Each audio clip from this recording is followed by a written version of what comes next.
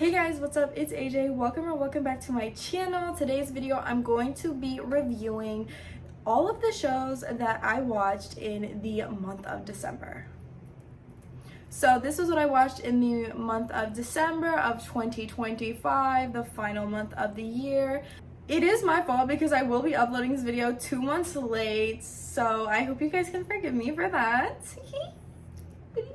As always, don't forget to like, comment, and subscribe. Go ahead and follow me on all my other social medias that are linked in the description.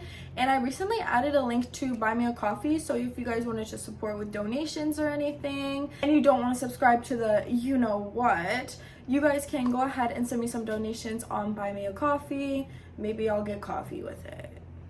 Just maybe. And with all that being said, let's go ahead and get on to the video. Starting off, the first TV show that I watched in December was Good Girls. I watched season 1, episode 1 to season 2, episode 2, and I watched this on Netflix. I will be saying what platform I watched these on in case you guys wanted to watch them as well. I watched all of season 1 and a few episodes of season 2. In season 1, you know, the girls plan the robbery of the grocery store. They pull off the robbery of the grocery store and then get involved with the gang because they stole the gang's money, because the gang was money laundering the money through the grocery store to make it look like this was all legal money, but it was not legal money. You know what I'm saying? Okay. They then start doing work for the gang. They go to Canada and they transport counterfeit money across the Canadian border back into America, drop that off at the gang. They drop the counterfeit money off with the gang and then they ask for another job to do for them. And apparently it is this box truck operation. And so they end up setting the leader of the gang up and he ends up going to jail, but he gets bailed out and he comes back and he tries to her husband, one of the girlies, okay? He tries to her husband.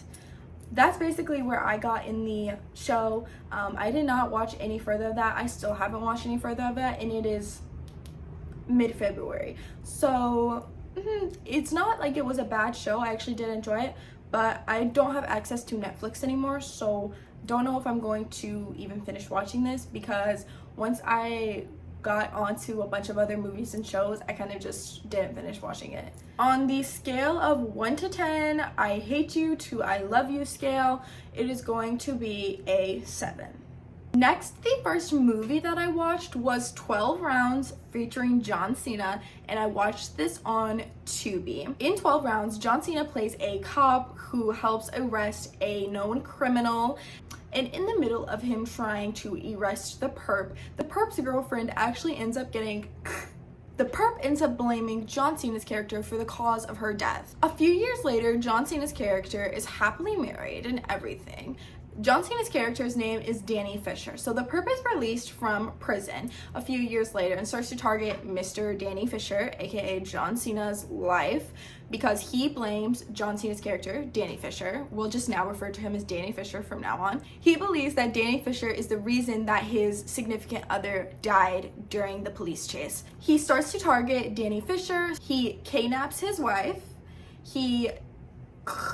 The person who is doing repairs on their home by the home up, and he makes Danny Fisher compete in 12 rounds of these game-like scenarios where if he doesn't do this in time, people are going to, because this man is just a psychopath. That's basically what I chopped it up to while I was watching the movie. Danny Fisher does complete all the 12 rounds in the game. Danny Fisher does complete all 12 rounds in the perp. His real name's Miles Jackson, so Miles. He completes all of Miles's little 12 rounds of the game. He ends up rescuing his wife, and Miles ends up getting, you know. This movie is not highly rated on any scale. My personal rating, I'm going to give it a 5. I don't think that it's really terrible, but I will say this movie is made by WWE Studios, and all of the sequels have the same exact plot as well as all of the Marine movies, which the first one also stars John Cena. So those also have the same exact plot. to 12 rounds. So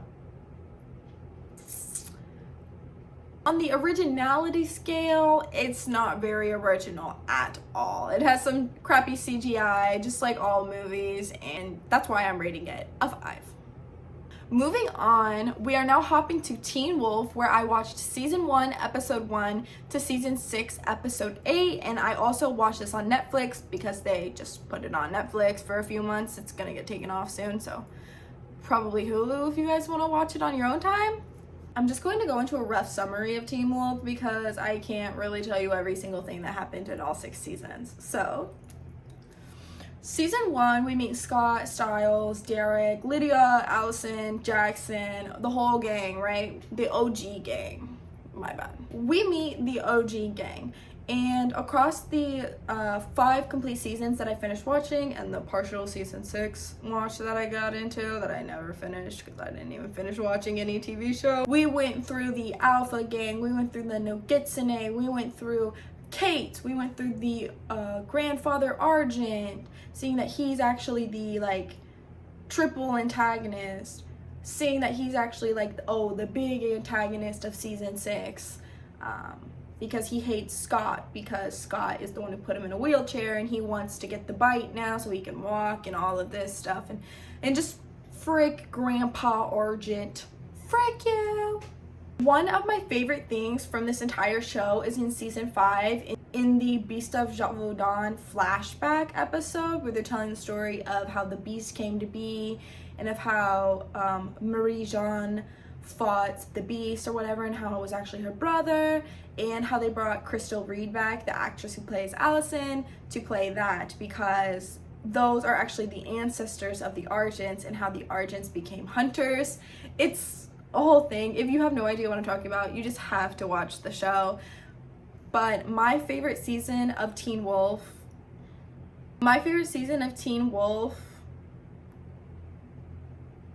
that Benefactor season. My favorite season is season 5 with the Dread Doctors and how the Ghost Riders then come in because the Dread Doctors went there. Like, so fucking like good plot points, just saying. We get my baby Theo, played by Cody Christian. Hello, sir. Oh, side note, I am watching Pretty Little Liars right now, so seeing Cody Christian when he was like this tall playing Arya's little brother, it just brings my life so much joy. Rating for Teen Wolf, 9 out of 10. The next 3 things that I watched are all movies. So the first one is The Menu with Anya Taylor-Joy, which I watched on Tubi. In The Menu, a large group of people end up going to this restaurant, which is on a private island. Basically, the characters get knocked off one by one based on what the head chef, this guy right here, what he plans for the dinner. Each meal is supposed to represent someone getting knocked off, and it also represents something private in the characters' lives. Basically, every character gets except for our final girl. Of course, we have the final girl trope, which is Anya Taylor-Joy. She is the one who ends up breaking the cycle by saying, no, I don't like the food, I want a burger. And the reason she says she wants a burger is actually because the chef requested that she go get something from his house. And she goes in his house and sees this picture on the wall where he had cooked the best burger and got an award for cooking a burger. So she returns and is like, hey, can I get a burger? Apparently this touches his emotions and he ends up letting her walk out, and while everyone else gets lit on fire and passes. Rating, 7 out of 10. The next movie is Hustlers. This movie features Jennifer Lopez, Cardi B, Lily Reinhart, and so many other celebrities. It is about a woman who starts to become a dancer. Jennifer Lopez's character takes her under the wing. This is during the 2008 stock market crash and also takes place in New York. So they have like all the Wall Street guys and all the people who deal in those kind of work areas. They end up running an illegal scheme where they end up spiking people's drinks and stealing all of their money because they are too intoxicated to function. They end up making a guy OD and he ends up getting sent to the hospital. Well, they end up driving him to the hospital. They end up getting arrested and JLo's character ends up getting sent to prison while the other girl ends up snitching on her, so she gets just probation instead of prison time. Hustlers rating 6. The next movie that I watched was Camp X-Ray. This has Kristen Stewart. Kristen Stewart's character, her name is Amy Cole, and she is a U.S. Navy service member at Guantanamo Bay, which is Camp X-Ray. Essentially, there are a bunch of people there. This takes place post 9/11, so a lot of the people that are locked up in Camp X-Ray are Arabs. Just because it's a 9/11 movie about 9/11, you know? 9/11? She's the only female on the walk, as they call it, which is just the people who supervise this hallway of prisoners. Her supervisor tries to take advantage of her, and when she denies his advancements, he then starts to retaliate against her, putting her on night shift, makes her watch some of the Arab prisoners shower, which is against their religion. She also starts to befriend one of these inmates on the walk, and he notices that, and that's actually the inmate that he makes her watch shower. Dehumanizing, degrading for both parties. Her contract ends the following year, and she leaves the Navy. I give Camp X-Ray a 5. Next thing that I watched was Dance Moms. I watched season 4 episode 1 to season 4 episode 16, so about half of season 4. I watched this on Tubi, and I did not watch the first 3 seasons. I was looking for the season where Kalani had entered the show because I wanted to see the dynamic of how it was when Kalani specifically entered the show, because Kalani now becomes like a main character of the show. Kalani becomes a main character of the show once she enters. So I just wanted to see what the dynamic was like there.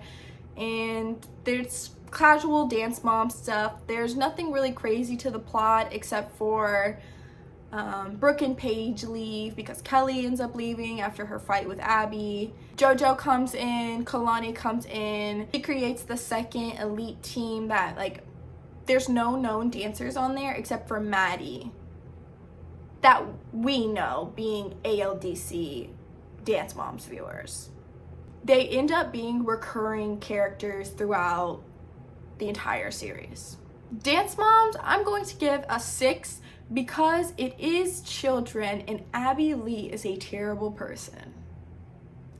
The next movie that I watched was Sidelined, The QB and Me. I watched this on Tubi, and I actually watched this because I was in the process of doing research for another video. This is a Wattpad Studios movie, so it is based off of a Wattpad fanfiction, which I read, and I'm not going to go so far in depth about the movie because I do have another video coming out about Wattpad. So if you guys want to hear my full thoughts, just wait for that video to come out. It is a young adult movie, although it's definitely targeted towards young middle schoolers. It's super cringy. She is a new cheerleader. She ends up getting with the captain of the football team. He is the bad boy. It's just too much, and like I said, I'm not going to go too in detail about this because I have a whole nother video coming out about this. But my rating for the movie, although I did like the movie, it is a 4. Next, I watched the first 6 episodes of season 1 of Escape the Night, which was Joey Graceffa's YouTube Red little show. I also watched this on Tubi. This season features Shane Dawson, Tana Mojo, iJustine, Joey Graceffa, and if you've never seen Escape the Night, they basically have a riddle/game to play/solve every episode. And someone always at the end of the episode because it is usually a challenge. So it's 1v1 usually, or a group versus a group, and these people end up getting, it is like an elimination game show series. My rating for Escape the Night, 5. Next, I watched the entire season of Eyewitness on Roku.com. If you've never seen Eyewitness, this is a show from 2016. It is 10 years old. and this used to be one of my favorite shows when I was younger. 10 years ago, I was 11, so I was obsessed with WWE, which premiered on USA. Special Victims Unit also premiered on USA. So I was always on USA, and I saw commercials for Eyewitness. This show features Tyler Young, James Paxton, and Katie Douglas as a young Bella. This was shot in Canada, so they use a lot of Canadian actors. Two high schoolers end up with each other in a cabin, and in this cabin, these gang members pull up, and someone ends up getting offed, and they are the witness to this, and they are terrified that the man who offed these people, all these people in this cabin is going to come back to get them because he saw them. And there's a huge plot twist that this guy is actually the lead FBI agent on the case. So he is also romantically interested in a 14-year-old child. It's disgusting. Say it with me, chat. It's disgusting. I'm not gonna spoil it too much because this is actually a very good show and I think you guys should watch it. My personal rating of the show is a 6, although it is one of my favorite shows. I just think that you guys would rate it lower, so that's why I put it kind of low. Next we have the Scooby-Doo movie. This is one of my all-time favorite movies. I could watch this movie probably 1,000 times and it would never get old. Of course, this is the live action movie. It features Matthew Lillard from Scream and Freddie Prinze Jr. The Mystery Incorporated gang ends up getting flown out to this resort island. They have to solve the mystery of why the guests end up leaving, like they're completely different people. Side note, I'm going to spoil it for you. It's because Scrappy-Doo ends up taking the souls out of the victims with something called the Damon-ritis. And Scrappy-Doo has used a robot to play as the owner of the island resort to manipulate and control everyone. Scrappy-Doo. Yes. Rating 8. I don't know if I said where I watched the Scooby-Doo movie, but I watched it on Tubi. Okay, now we can move on. Next we have Scam seasons 1 and 2. I watched this on oliveScam.com/downloaded it from that website onto my Google Drive. You guys let me know how legal it is. Basically, in season 1, it is Eva's season, and in season 2, it is Nora's season. This is a Norwegian teen drama targeted toward teenagers. It's about high school. It's in Norwegian, so I watched it with English subtitles. And season 1 is focused on Eva and her relationship with her boyfriend, her home life, and her starting school at Nissan, which is a Norwegian high school. It's her first year, so she kind of makes friends with these 4 other girls named Chris, Nora, Sona, and Vilde. Season 2, we move on to Nora, which focuses on her relationship with William, which is Vilde's crush. She has a crush on William, and William is just using poor Vilde while he's trying to get to Nora. It also focuses on her home life a little bit and the fact she has roommates and lives on her own when she's only 16 instead of living with her parents, and how that ends up working for her. And it also touches on SA. This is one of my favorite shows of all time. It's so relatable, it's educating, all of it. I give this a 10. It is the perfect teen show for you to watch, so please go watch it. Moving on to the Barbie movie. Now, I thought the Barbie movie was going to be so much better than what it was because of all of the hype around it. It does feature Margot Robbie, and I think Margot does do a good job, but the ending is so not what I wanted. There is a severance between the real world and the Barbie world. Barbie leaves the Barbie world, goes to the real world to try to find the human who has property of her, to try to get the girl to not feel sad anymore, because that is affecting Barbie in the Barbie world. Of course, this is so fictional, but it is a woman empowerment movie. While Barbie is gone, Ken then takes over Barbie World, and when she returns, she sees that it's Ken World now, and they basically reverse Ken World, and it's Barbie World again, and we just go into celebrating women at the end. It's not the best movie ever, I'm gonna be honest with you. It does have a good message of women empowerment, but it's a little cringy, it's a little made for children. I give it a 6. And I watched this movie on Tubi. Moving on to the latest episodes of Law and Order SVU, Special Victims Unit. I ended up watching the latest 2 episodes. This was November, December time, so not the most recent 2 episodes, but back then the most recent 2 episodes. I think it was episode 7 and 6, maybe 7 and 8, who knows. I watched these on the NBC app, and Special Victims Unit just holds a special place in my heart. It's always on cable TV still, just like how it was when I was a kid. So it's so nostalgic for me, but also just like, yeah, they know what they're doing with it. Like, it's so inspiring / relatable if you've ever been through a situation similar to what these people go through on the show.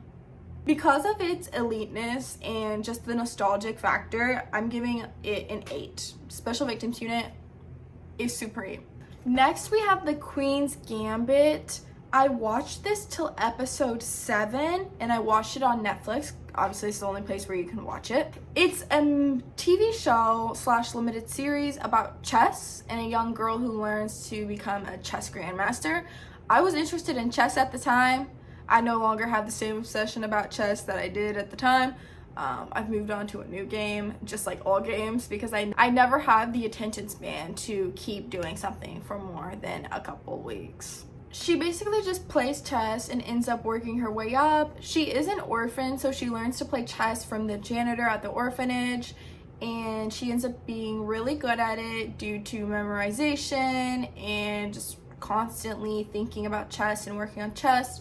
And she competes in a bunch of tournaments and becomes a grandmaster. The show is pretty good. I have not finished it, so don't spoil the rest of it for me, but I rate this a 9. Also watched on Netflix, we have the movie 8 Mile. 8 Mile is a stone cold hard classic in my book. We have Eminem playing Jimmy Smith Jr., Jimmy. I believe this is loosely based around Eminem's real life story. Don't quote me though. I don't know if it's 100% true. I think it's loosely based around Eminem. It is loosely based around Eminem's real life story, Marshall Mathers. It's basically the story of how Jimmy starts to become a great rapper. He lives at home with his mom in a trailer with her boyfriend, and his nickname is Rabbit, just like the real life Eminem. He ends up getting into a battle rap contest where he ends up winning against the Free World members. 8 Mile's pretty iconic. If you haven't seen it, it's an inspirational movie, I would say. If you haven't seen it, you should definitely go watch it, but I think it's a cold hard classic. It's from the early 2000s, so if you're younger, I know you probably have not seen it, but it's a cold hard classic if you're older like me, because 21 is now suddenly unk age. Pray for me. My rating is a 7. Now we have Stranger Things Volume 2 minus the finale, so just episodes 5, 6, and 7, which I watched on Netflix. I'm not going to spoil Stranger Things for you guys because I know people who still haven't seen it and it's been months, but the Volume 2 episodes were not nearly as good as Volume 1. Also, the plot of this entire season is trash. Dude, once we get to the wormhole theory and it's like, bruh, you're kidding me. You know what I'm saying? I'm like, to already have people saying like, oh, this is what they're going to do in the show before it even comes out. No, like it's terrible. Like, don't ever do that again. And that's why this season is trash. Specifically the finale. it's trash. They're all trash. I give this a 7. I know you guys want me to rate it pretty high because it's Stranger Things, but honestly, these 3 episodes, this episode pack is trash. See this? See this? Stranger Things? Goodbye. So the next 2 movies that I watched are Wicked and Wicked for Good. I'm going to review these 2 movies together because they are basically the direct sequels. I also watched them just like directly after each other. I watched both of these on 123 Movies, so don't hate me. This is based off of the book called Wicked as well. And there's also a Broadway play which came out before the movies, and each one is a different interpretation.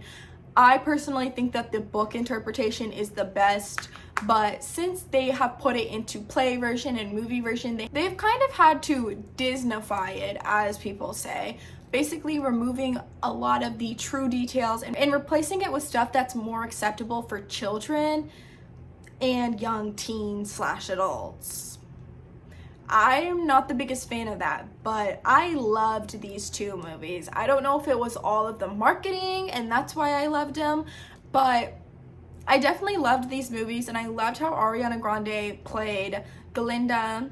I think there are lots of inconsistencies compared to the original Wizard of Oz movie, but as well as just the Wicked book, and of how the Wicked book contradicts a lot of stuff in the Wizard of Oz book, because the books are written by 2 different authors. So it's not necessarily canon, and it's not necessarily the true story because they are written by different people about 60 years apart from each other. But together, I gave both of these movies a 9. The final thing that I watched in December was Rocky, just Rocky 1. I watched this on 123 Movies, and let me tell you, Rocky is a cold stone classic, as well as 8 Mile. It's basically another inspirational movies. I don't know what it is, but I have a thing for some inspirational movies. But it's basically the story of how this guy goes from being a debt collector to a world-renowned boxer. He does end up losing the boxing match at the end of the movie, which is like what the whole movie is building up to. But let me tell you, the first half of the movie has nothing to do with boxing. Only the second half does. Only the second half of the movie is he now training for this big boxing match. It's like the opportunity literally came out of nowhere that he now gets to fight Creed for the championship. Be for real, this is so fictional. Although I do love this movie, even though it has a lot of inconsistencies and a lot of stuff that would never happen in real life, but of course it's a movie, so it's allowed to do stuff like that. It is very inspirational, as said. I think a lot of people love this movie and are diehard about the series, and like also the Creed movies starring Michael B.